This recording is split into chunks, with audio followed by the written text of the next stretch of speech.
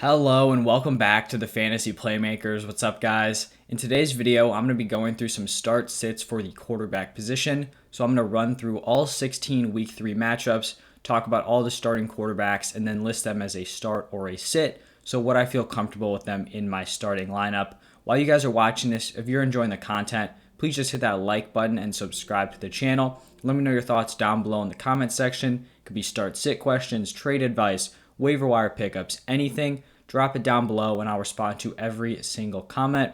But let's just get started right away with the Thursday night football matchup. We've got the Panthers traveling to Houston to take on the Texans. And I'm actually going to list Sam Darnold as a start here. He's looked very impressive to start off the season. Back-to-back performances where if he was in your starting lineup, you would feel pretty good about it. Plus, this is a solid matchup against the Texans. I think they're going to put up a lot of points. So that's obviously good for Darnold. And then on the Texans side, I'm going to be sitting Davis Mills. We found out that Tyrod Taylor is going to be out for like 3 to 4 weeks, maybe even longer than that. And I just do not trust Davis Mills. He wasn't really a top tier prospect, doesn't have a lot of weapons around him. So this could honestly be a rough day for him. Then moving to Sunday, we have the Colts taking on the Titans. And I'm going to be sitting Carson Wentz. If Carson Wentz is fully healed and healthy, ready to go Sunday, then I could flip this because this is a Titans defense that has really struggled. But right now he's dealing with 2 ankle sprains. We don't know if he's going to be ready to play. So, if he's magically perfectly healed,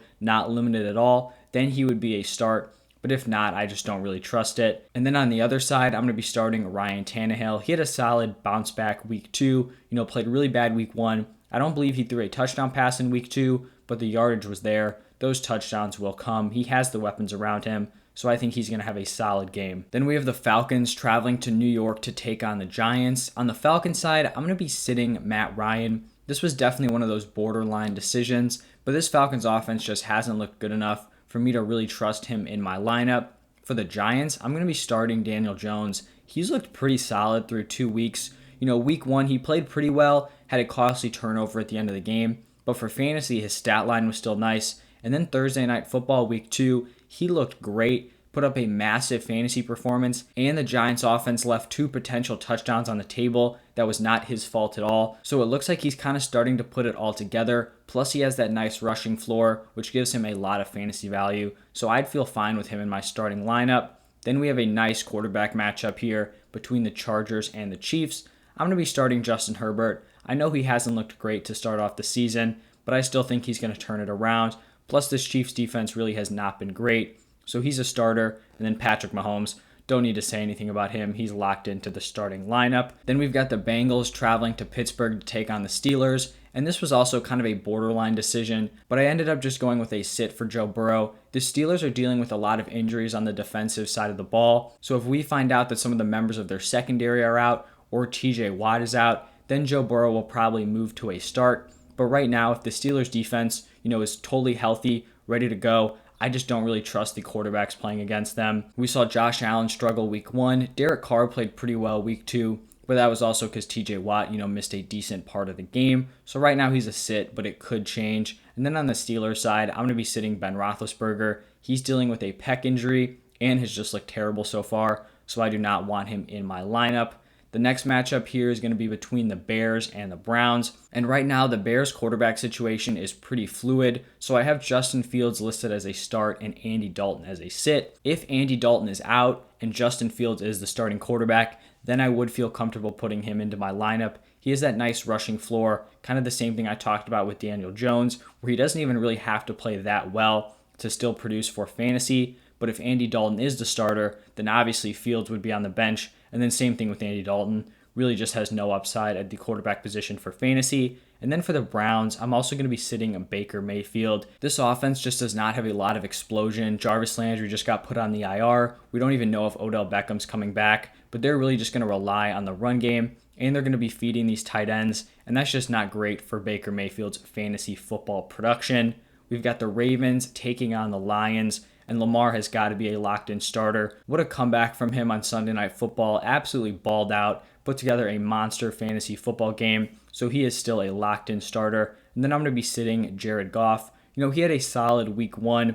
Week 2 was much less impressive. I just don't really think he has the weapons around him. The wide receiver core is basically non-existent. so he is going to be on the bench. This next matchup is going to have no starts at the quarterback position. It's the Saints traveling to Foxborough to take on the Patriots. Now he's going up against this tough Patriots defense, and I really just haven't seen enough out of the Saints offense to want to start Jameis Winston. And then for the Patriots, they're just very, very conservative on offense with Mac Jones. They just don't let him unleash the ball. They rely on the run game and their defense, and that just makes him, pretty unstartable for fantasy. Kyler Murray and the Cardinals have a great matchup here against the Jaguars, and that means that Kyler Murray has to be in your starting lineup.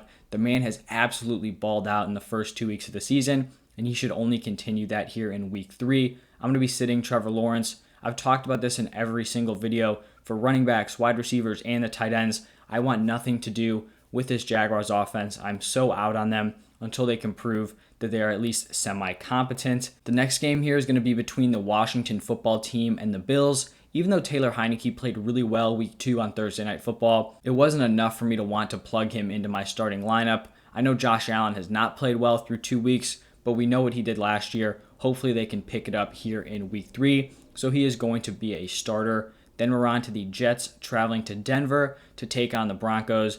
Zach Wilson has got to be on the bench. I mean, a absolutely miserable week 2 performance, 4 interceptions. But still, he doesn't have a lot of weapons around him. He could still go on to be a great NFL quarterback. It's just not going to be a solid fantasy play this year. On this Broncos side, I'm actually going to be starting Teddy Bridgewater. I've got to start giving Teddy his respect. He's played really well through 2 weeks, and so I'd be fine with him in my starting lineup.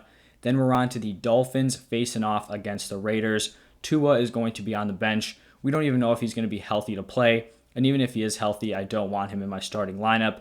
If Derek Carr is good to go, he's got to be a starter. We also have to start putting some respect on Derek Carr's name. He has looked great through 2 weeks, really carrying this team, which honestly on offense has a bad O-line. Josh Jacobs has been injured. Not a bunch of great wide receivers.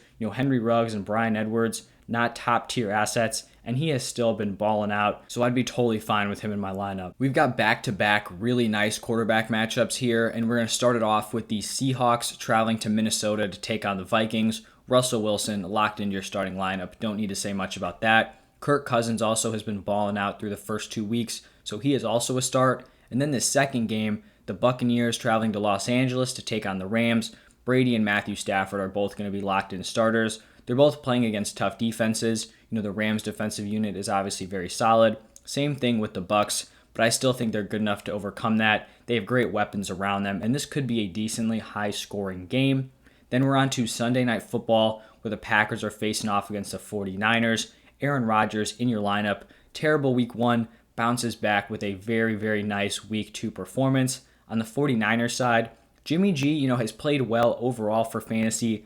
I still just don't really trust him. We don't know if they're going to bring in Trey Lance at the goal line. And the 49ers offense as a whole has just been very confusing to follow, so Jimmy G is going to be on the bench. And then the last matchup of week 3 is going to be between the Philadelphia Eagles and the Dallas Cowboys on Monday Night Football. And I have both of these quarterbacks in my starting lineup.